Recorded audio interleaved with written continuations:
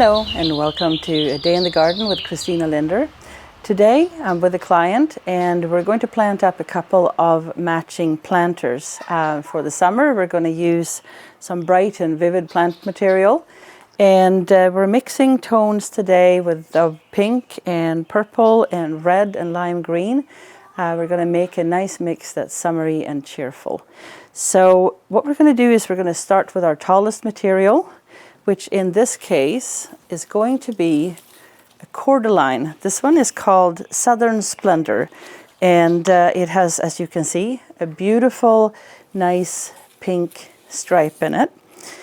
We're going to take him out of the planter, and you can see here we don't have a whole lot of root buildup, so it's a fairly young plant, and it's not root bound yet. So I'm going to just take off some of this extra soil around the top, and I'm going to put the cordyline in the back.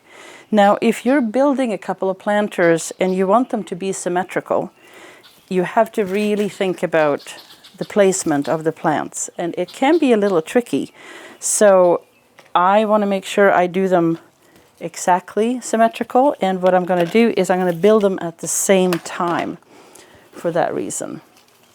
So here's the second cordyline, and as you can see I'm saving all the tags that are coming out so that I can remember later and next spring what I used in these planters, so that I can replicate if I want to. There, I'm giving this a little bit of a tickle too, loosening up the roots. This gives the roots a much better chance to penetrate the soil and go deep into the planter, where they're going to be able to get moisture and nutrients. There we go. Sort of symmetrical. Like people, plants are always a little bit different. Some are way more ambitious than others. So you can try to find matching sizes if you're doing symmetrical plantings, but if they're off a little bit, you know, they're all going to grow in the summer. So the ones that are slightly smaller might just catch up. I also have a dahlia here. This dahlia is a hybrid, and you can tell the color is really nice, sort of pinky purple. I'm going to take her out of her pot, and I'm going to break up that root ball a little bit as well. And you can see here there's some yellow leaves, so I'm just going to pick those off. If the leaves are broken or if they're damaged, they're not going to serve the plant very well anyways. So we're just going to pick those off like that. And then we're going to pop her in on the other side here. And I'm going to plant all of these plants so that the height of the root ball where it is in the pot sort of lines up with the soil level in the container. Remove the debris, and we're going to take the second dahlia. I love this color. Look how cheerful. And a quick little cleanup on the bottom here.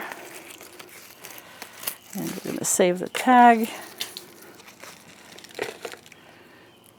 There we go. Look at these colors. Now, of course, you can use any colors you like. You can do these very monochrome if you want. You could go with all white or any color that you prefer. Or you could, if you want to, bring out a color wheel and use opposite colors on the color wheel, whichever colors you want. That will be a stunning combination as well. There's all kinds of ways to do this, and there's no wrong way. So you should plant whatever you like and whatever you think is beautiful. There. Dahlias are in. All right, I also have another tall plant here. This is a variety of coleus, and this particular coleus is actually sun hardy. So you can put it out in full sun, and it's going to get taller. You can tell the colors are quite vivid and very beautiful. And I think it's wonderful that you can get so much color without depending entirely and only on flowers. Because here, of course, the color is in the foliage, in the leaves. And in goes the coleus.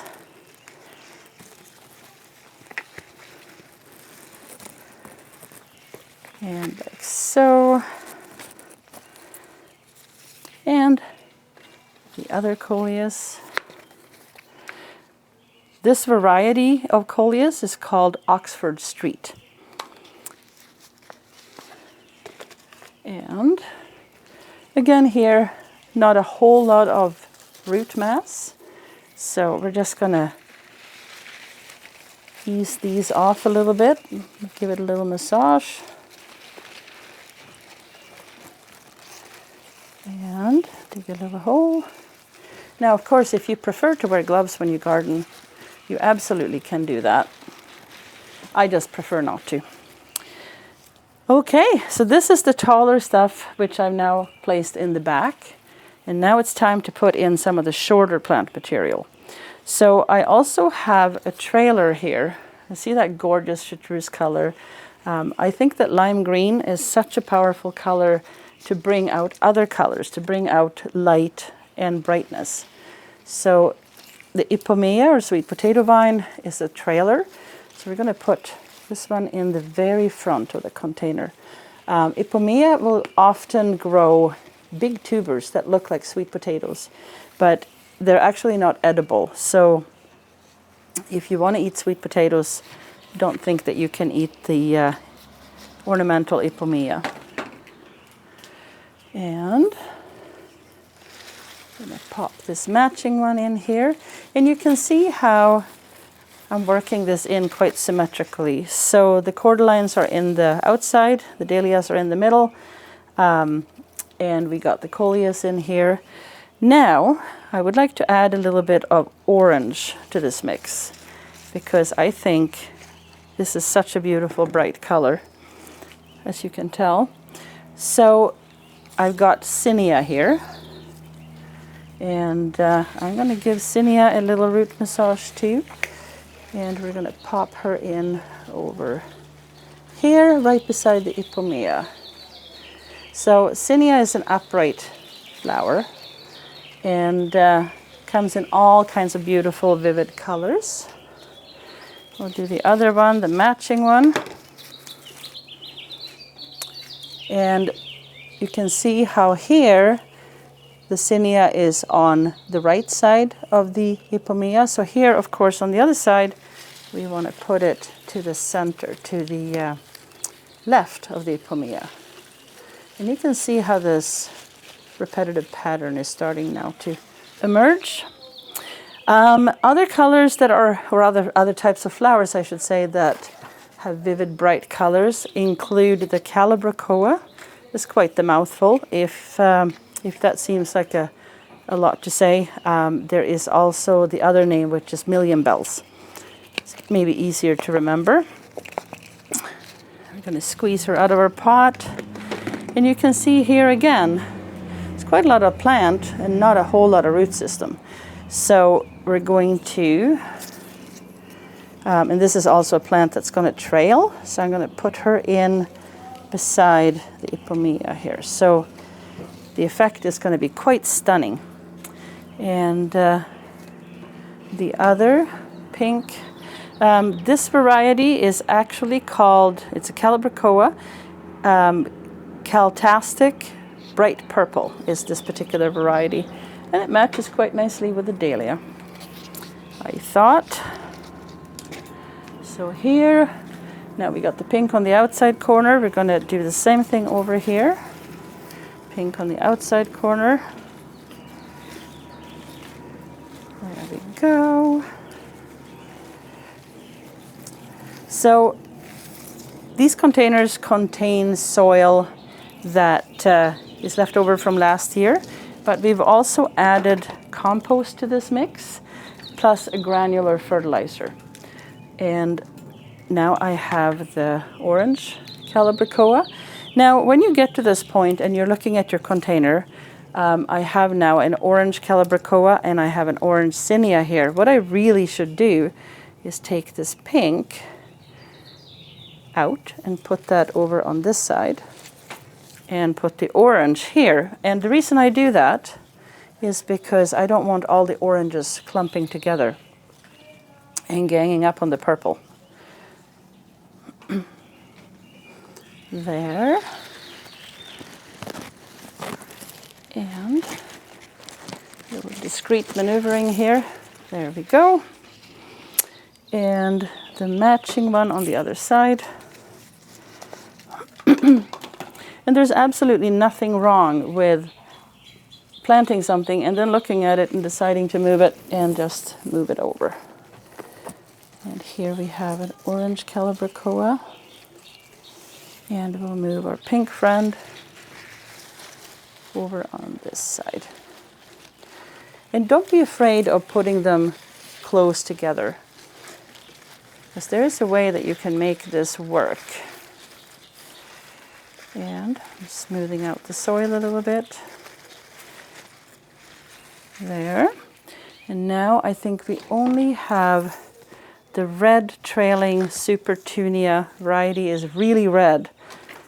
And it is. It's really red. And we're going to take these. And we're going to put them on the outside here where there's a bit of an open space.